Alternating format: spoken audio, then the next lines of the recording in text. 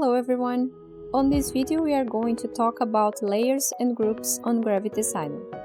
Organizing your design is essential so that everything is easy to find and maintain, and using layers can help you with that.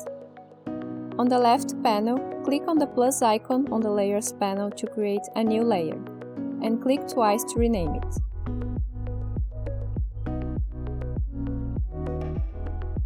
Objects can be added to a layer folder by dragging them above the layer in the Layers panel.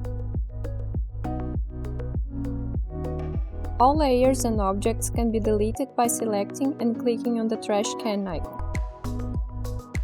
Layers can be also locked so that it's not clickable on the canvas and hidden.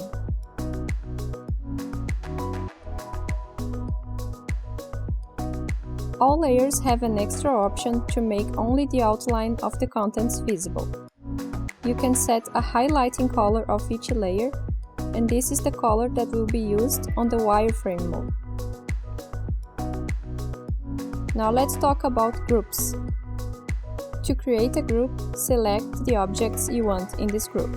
I'm going to create 3 new elements and select them,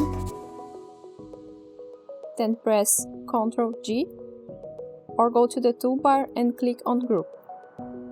Groups are treated as a single object. You can move, rotate, resize, change blending and opacity, as well as apply effects to a whole group. When clicking on a group, the first click selects the whole group.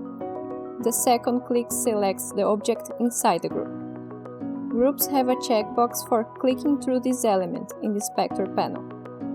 Ticking this box allows a single click to select an element within the group. This can be useful if you have to make multiple changes to elements of one group. To undo a group, press Ctrl-Shift-G or click Ungroup on the toolbar.